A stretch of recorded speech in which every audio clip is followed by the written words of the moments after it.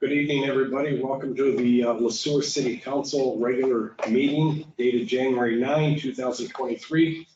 This time we'll bring the meeting to order. We begin with the Pledge of Allegiance. I pledge allegiance to the flag of the United States of America and to the republic for which it stands, one nation, under God, indivisible, with liberty and justice for all.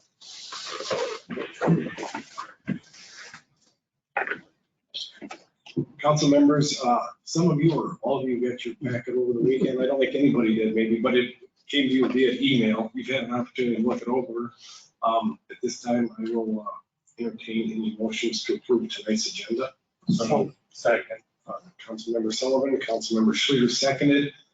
Any other discussion, comments, or concerns? If not, all those in favor? Aye. Anybody opposed? The ayes have it. Moving on to the consent agenda, all items on the consent agenda are considered routine and have been made available to the city council at least 2 days in advance of the meeting. These items will be enacted in one motion. There will be no separate discussion on these items unless a council member or citizen so requests, in which event the item will be removed from the agenda and considered in normal sequence. At this time, I will ask our city administrator to review these items with us, if you would, please. Certainly, Mr. Mayor, members of council, on tonight's consent agenda, we have 8 items. First item is approved city council minutes from the December 27th regular meeting of the city council. Item B, approved city council minutes from last week's organizational meeting, January 3rd. Item C, approved disbursements through today, January 9th. Included in those disbursements are several purchases over $25,000. First is to MMPA, care of Avant Energy, for $563,511.83 for December 2022 purchased power. The second being to U.S. Bank, debt service payment for the 2021 A bond for $403,281.25. The third also being to U.S. Bank for the 2020 B debt service payment, $379,510. And finally, to Magny Construction for payment application number 16 for well number 8 in the well house for $48,707.35. Item D, approved payment application number 5 and final payment for Facade 36 electric conversion. Item E, approved payment application number 16 for well number 8 and well house. Item F, resolution R 2023-001, which is the 2023 agri-pure retreatment rates. Item G, resolution R 2023-002, the 2023 biosolids rate. And finally, approved personnel action for the hiring of a part-time seasonal water wastewater employee. Thank you, City Administrator Roby. Does anybody have any questions or comments for our city administrator or myself? If not, I'll entertain a motion to approve the consent agenda. So moved. Thank you, Councilmember Huntington. Second. Councilmember Williams. Thank you. Any other discussion, comments, or concerns? If not, all those in favor? Aye. Anybody opposed? The ayes have it. Moving on to public comment. I don't believe we have anybody signed in tonight, so we will bypass that. Moving on to city administrator update, Mr. Roby. Thank you, Mr. Mayor and members of council. A few things tonight. Today is National Law Enforcement Appreciation Day, so I would like to publicly state my appreciation for members of the Sueur Police Department who serve our community. We've got a solid core of officers who work 24/7 to make sure that our community is safe and vibrant, and we appreciate very much what they do. And also our law enforcement support personnel. I don't want to leave Jenny Cummins out of this. She does a lot to support our officers.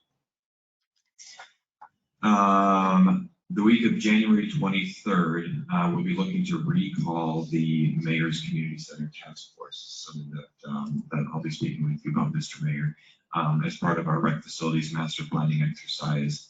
If you recall at the last meeting in December, I mentioned we had received those survey results back from the community-wide survey about the community center. We had a meeting last week with the planning consultants and city engineer. And to go through some of those results, we're parsing some of them out by age group and things like that to hone in on some of the data. We would like to call a meeting of the mayor's task force, which was formed back in 2021 and consisted of some groups of community members to come together to discuss the future of the community center, learn a little bit more about its operations as the community was becoming more aware of how the community center operates, what its service areas are, how the city budgets for it, things like that, to bring that specific group up to speed. So the rec facilities master planning exercise, you may recall in November, we held at the city staff held a series of meetings with community stakeholder groups, including the school district, basketball association, Gold Bug Youth Hockey, Volleyball Association, and several others to discuss what they're looking for from a recreation standpoint. We then reached out to the broader community via a community-wide survey around recreation. And we thought it would be appropriate to bring the mayor's community center task force back together, since this whole exercise kind of started with them, and say, this is where we are. These are some of the results we've gotten so far. Do you have any other thoughts that you'd like us to consider, things that you'd like us to consider before we move forward? Just a single meeting, reconvene them, and then following that meeting, the planning team will really start to dig in with city staff to use all the results that we have compiled so far, all the financial data, the demographic data that the team has compiled, and start drafting some recommendations for city council. The plan at this point, very preliminary, would be to schedule a work session for council likely in early to mid-March. I'd rather present the recommendations from the consulting group at a work session instead of a meeting, to allow the city council to fully digest the results, the recommendations, ask a lot of questions in an open forum, and then if there's any direction from that, or some informal direction from city council, we could take it back to the planners, redraw some things, and then eventually bring it to city council for consideration of potentially moving forward with one of the recommendations. That was a long update. Are there any? I'll take any questions. Yes, sir. Tomorrow morning, I'll be participating in the Rotary's Giants Reality Challenge, which is a really cool exercise they do, I believe, twice a year now with the Rotary up at the high school, with Don Markison's, Mr. Markison's classes, where juniors come in and learn about careers and how things cost in life, and so they bring in a whole bunch of people from the community. It's a very cool exercise, so I'll be doing that tomorrow. Next week, the Sueur County Board of Commissioners is having a work session to discuss a housing study and the status of the county HRA. One thing that the County Board of Commissioners is going to discuss, I don't want to say consider, but discuss, would be what would it look like if the county went out and did their own housing study, a comprehensive housing study countywide. And so County Administrator Joe Martin sent an email out this morning to all the city administrators and city clerks in the county, inviting all of us to come and share our thoughts, any feedback that we have. So I plan to attend that, and I think it corresponds really nicely with another permit update, which I was going to give anyway, which is that the Sueur EDA, which issued an RFP for housing study last fall, the deadline for the submissions for that housing study came and went last Friday, and I believe we received 7 proposals for a housing study for the EDA. I've not gone through all of them yet, but I think it's good timing, because if the county comes through and says, hey, we're going to drop $50,000 and we're going to be very detailed, we're going to go through every single community, maybe the EDA doesn't have to do it. But I really want to see what their timeline is, what their budget is, how comprehensive they're going to be. If it's going to be specific to senior housing or low-income housing, that's probably not going to meet the needs of the EDA. So I'm looking forward to that meeting next week. I also spoke this morning with someone from the Office of Representative Angie Craig. So Angie Craig now represents all of Sueur County with the last election. Her District 2 now extends all the way through Sueur County. And they were actually on my list, but they reached out this morning asking for a touch base. So I called them and invited the representative down to talk to her about what our concerns are, what issues we're dealing with, see where our priorities can align with hers at a federal level, talk about grant opportunities and things like that. So I have a meeting with her liaison in a couple of days, and then we'll get something on the schedule, hopefully for the representative to come down and spend some time here in town. And then the last thing is, and this is not a formal proposal or inquiry of the council, but each year typically in the past, the city council has done some form of retreat. It has varied from an all-day Saturday event to last year, I believe it was just one evening, if I recall correctly, from 5 to 8 o'clock. And typically the directors will come in and each director will give a 20 to 30 minute presentation on what's new in their department. Council can ask lots of questions. It's essentially a really long work session. The council can address lots of issues, again, informally, but look at anything from the comprehensive plan to downtown master plan to parks, things like that. So I just want to throw that out. I know in years past that date for that retreat has usually been set in January. And so between now and the next meeting, if anyone has any specific thoughts on what they'd like to see out of a retreat, I guess I would look more toward those who've been on council in the past to see if it's worked well for you. If it's not worked well, I've heard sometimes it gets too long. Sometimes it's, too comprehensive. There's too much to take in. It's certainly not a requirement. The other thing we could do instead of a retreat would be, and I may do this even if council decides to have a retreat, is to have a director come in maybe once a quarter or once every 2 months and give an update. So do a public services update, do an HR update, do a police department update, just a 20-minute, kind of like my update here, but we'll have one of the directors come in and speak directly with council, have council ask them questions. Once the council settled on whether you would like to have a retreat or not, I would like to propose having a work session at some point. The mayor and I can talk about this more. Some kind of work session either before or after a meeting where I talk to the League of Minnesota Cities and they can send down a representative to talk to council about what's the role of council, what's the line between city council and governance and staff and administration. How does open meeting law really function? Some of the things that they talk about at newly elected council member training sessions.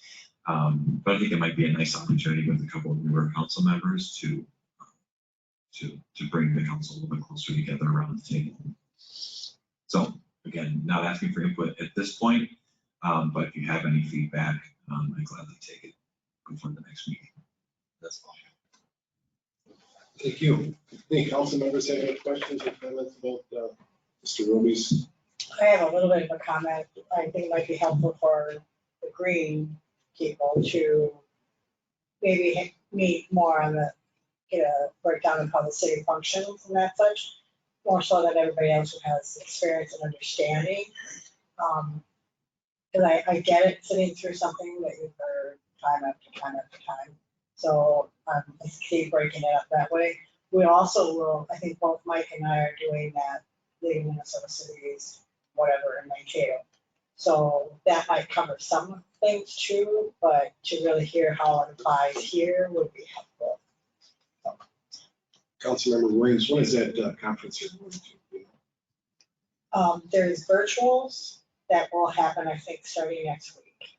And then Mike and I are going down, I think in February, weekend in February, where we go down to, there's an all day in person. Right. And then we have a dinner. I believe I did that 3 or 4 years ago. I found it very, very helpful, very resourceful. So, real quick comment. I like all your ideas, Joe. Saturdays, I remember years ago, we did a Saturday retreat. I'm not opposed to that. It's a challenge trying to get all 7 of us together, 8 of us together on Saturday. Again, I'm not opposed to it. I kind of like your thought about doing something some afternoon before a council meeting and then maybe breaking up some of these departments, with quarters. So, but we can talk about it. And, kind of get feedback from everybody as we move along. So, okay.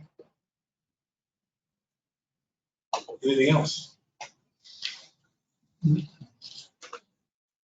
If not, we will move on then to the regular agenda. We will start with item 7A. That would be the Rademacher's parking lot request. Mr. Rubin, you want to give us a little brief review of this?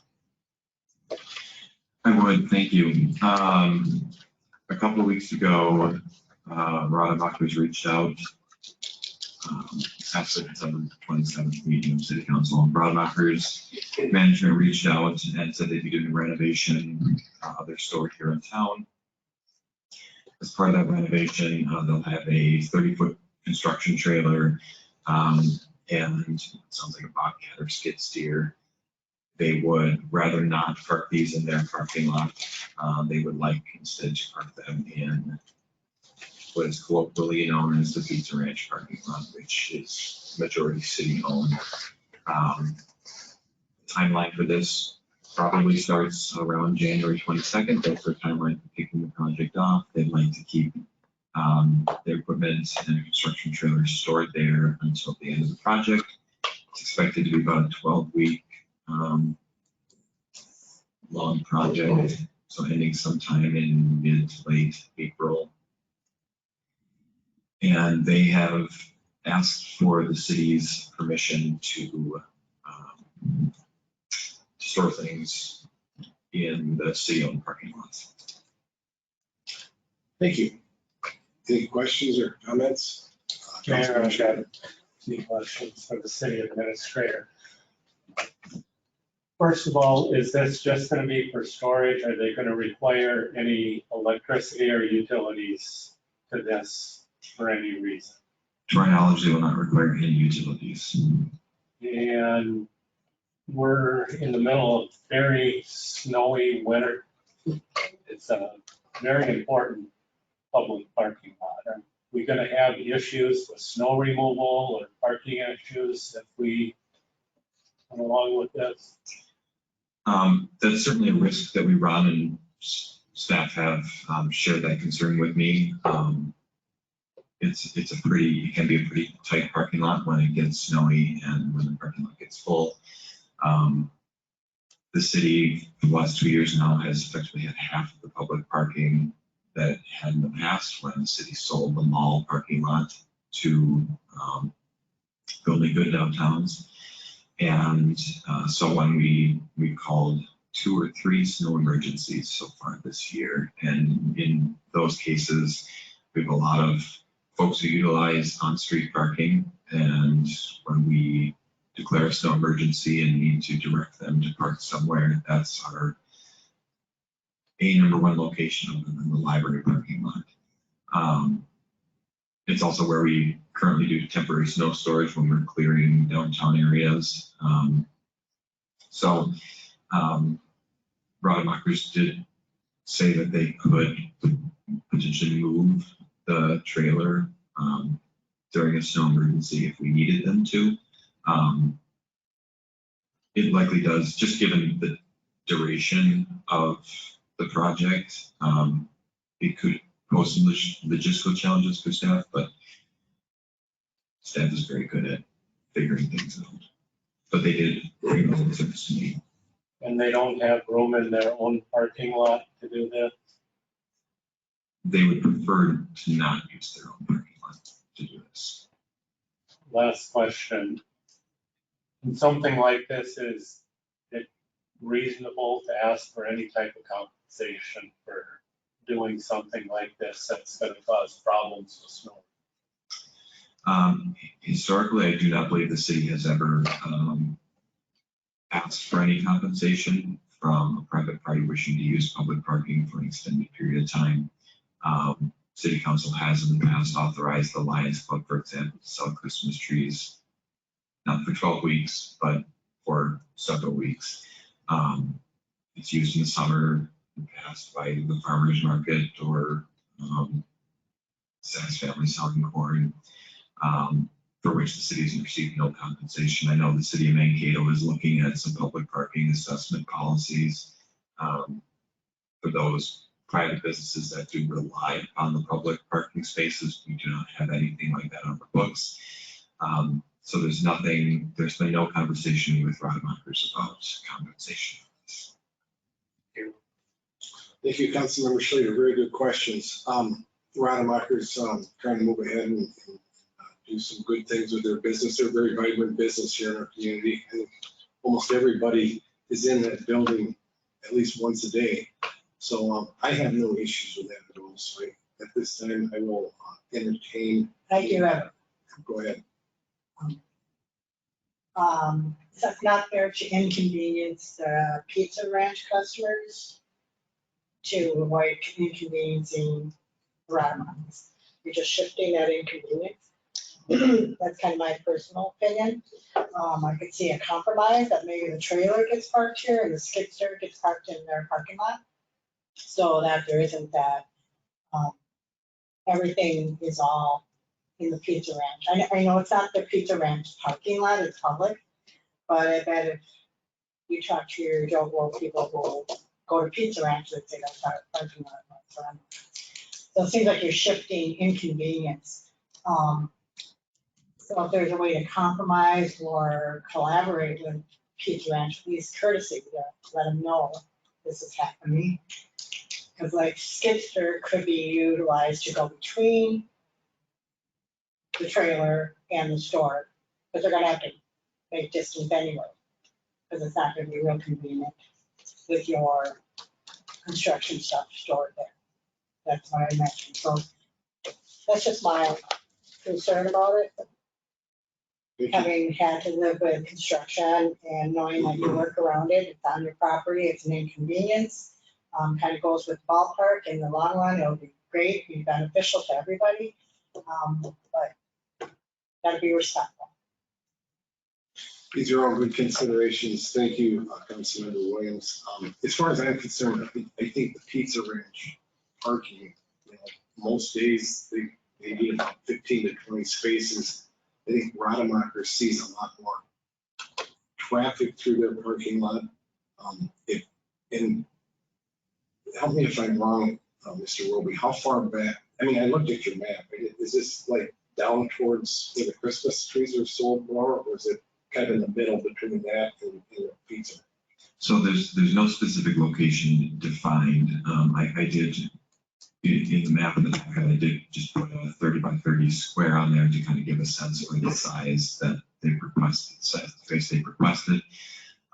They've not requested a specific location within that parking lot. Obviously, they would prefer to have it as close to their store as possible, so the construction team doesn't have to traipse across the entire parking lot.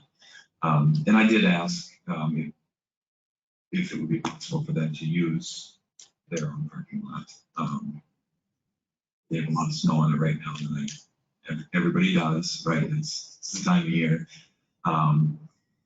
And their goal is to minimize the inconvenience to their customers by trying to maximize the parking spaces they have in their own parking lot. Again, I shared the concerns that we have from a staff standpoint around the management of that parking lot. We drove down any time in the last week or so. It's difficult for the public works crew to navigate through there because we've got cars that are parked illegally or, we're plowing around them. But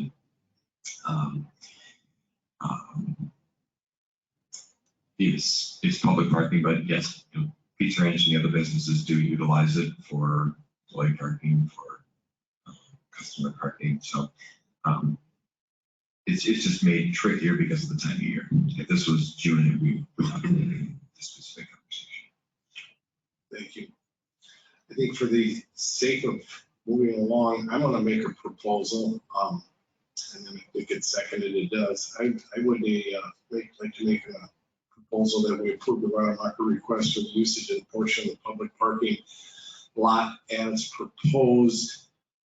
But we need to have an understanding, they need to be ready to move that with any snow emergencies or any conflict with any other commerce going on with the other pizza ranch or the other businesses. Does that make sense? I mean, when they set this up, is it gonna be able to be moved if it needed to be? That's what they shared with me. It would be a dual axle trailer that a pickup truck could move.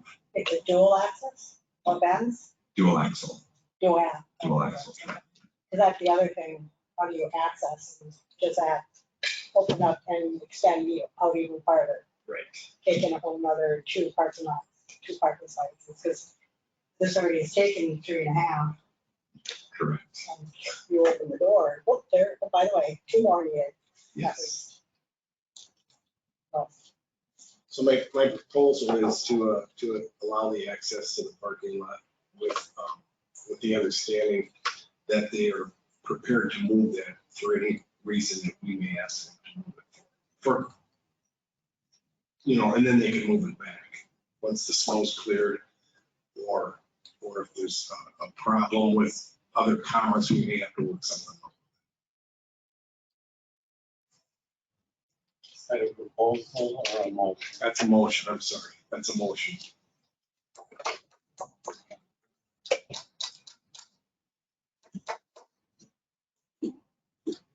No second? I'll second.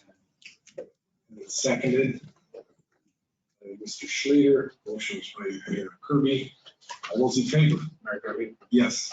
I should ask whether concerns first. Joe, is this specifically like a single wide trailer, like, not like a true construction trailer, meaning, and I think you and I both were on this, I was thinking when you said construction trailer, it's like where the headquarter out of.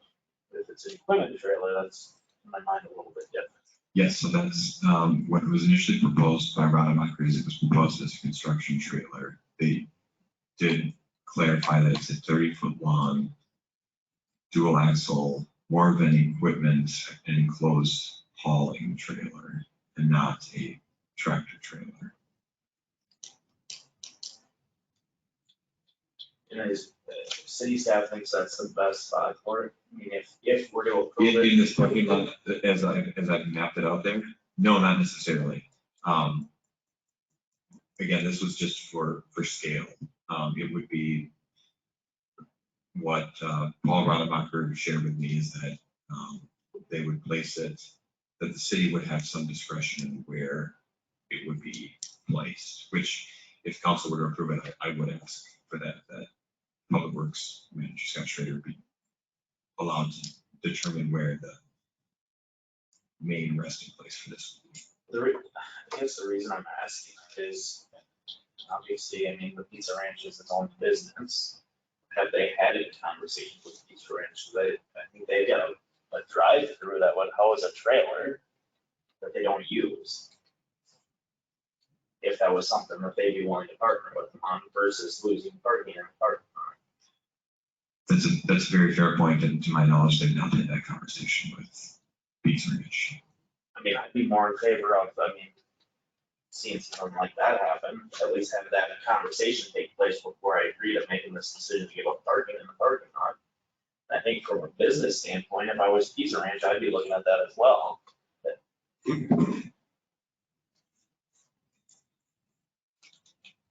Very fair point.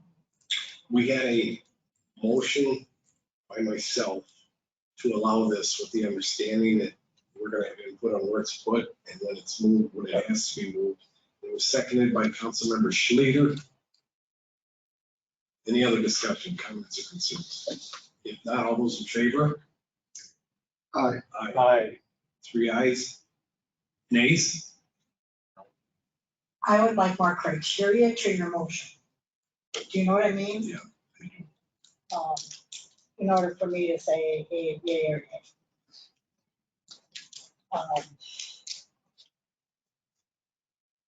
you know, I'm not sure how you define that exactly, whether it's least impact to the businesses located in there. And granted, you don't want to go around and ask everybody. And a better understanding of that trailer and its access, what's needed before you can make it. So I can really vote on that motion. Well, these, So the ayes have it. I was just gonna say, that. So right now we have 3 in favor of the motion, which when I word it will read as proposed, with the city having final determination on the location of the trailer and When it needs to be moved, if it needs to be. correct, that the city provides direction to roadblockers that needs to be moved, it will be moved. And what I can do with that is work with Public Works Director Manager Scott Schrader to ensure that where it's placed, we will consider what the other needs of the other businesses are to as much an extent as we can, particularly pizza ranch. Thank you. It's not as specific, I think, as you're wanting, but So we have 3 ayes, 1 nay, and 1 abstain. Over. Is that fair enough, Councilmember Lane? Sure, just because You did. this would be, maybe the departments would be helpful for me to trust this, I'm sure to understand what it's saying. 3 ayes, 1 nay, and 1 abstain. Okay, for the record, and I will follow up with the council after conversation with Mr. Schrader. thank you. Very good. Moving on to item 7B, legal services contract proposal. We talked about this a little bit at the last meeting. Mr. Roby, do you want to do that? I would, thank you. Yes, council's had quite a few conversations around this, and following the December 27th meeting of city council where I was directed to enter into contract discussions with Flaherty and Hood, I sat down with senior attorney and shareholder Robert Scott, who joined the council virtually on December 27th to discuss contract terms. The contract was included in the packet, and it's pretty straightforward. The fees are per hour. There's no retainer fee at all. We pay for what we request and what we receive from them. They bill us monthly. They itemize the bills. We're billed in 15-minute increments on an hour-by-hour basis. It's a lower fee than the city has been paying to Corey and Ruby for the last 2.5 years. They do, because they have somewhat of a larger staff with scope of abilities. There are occasions when we may ask a question and all we're looking for is a legal opinion. Sometimes a paralegal may be able to just answer that for us, which basically bill a paralegal rate instead of a attorney rate. So there are some opportunities for hourly rate savings. As far as scope and scale of the work, Flaherty and Hood, in the opinion of staff, is perfectly capable of handling effectively any legal need that the city would have. This contract does not bind us specifically to Flaherty and Hood, so if we had something, let's say, in personnel law or property law that we wanted a second legal opinion on, for example, we're allowed to reach out to another attorney and ask for their opinion or their assistance with something, which is similar to what we had with Corey and Ruby, where Corey and Ruby was the city's primary attorney, but we did work with Flaherty and Hood on things like the wastewater treatment facility when we needed legal input on utilities and environmental law. There is no term, so initially my desire was for a 2-year minimum term with Flaherty and Hood, with the thought that it will probably take 2 years for us to be fully comfortable with them and them with us. I should say, we'll be very comfortable with each other right out of the gate because we have an established relationship, but just from a back and forth standpoint, all the efficiencies of that relationship probably won't be realized until at least a year or 2. And, but the recommendation from Flaherty and Hood, which I'm accepting of and agreeable to is the contract here, which is, there's no term. The city has the ability to back out of the contract with a 60-day written notice of and the contract does have some language around an annual review with the city administrator and the mayor and Flaherty and Hood to discuss how are things going? Do we need to reprioritize items? Do we need to set up more regular cadence, things like that. So we have some bounds for reviewing the relationship and determining how things are going. They are available to come to any meeting that we request of them, either virtually or in person as needed. There are some cities where they go to every single city council meeting. I said, I don't think that's necessary. Council decides they want that, that's perfectly fine, but I don't see that's necessary. But they're certainly available to attend council meetings as needed. I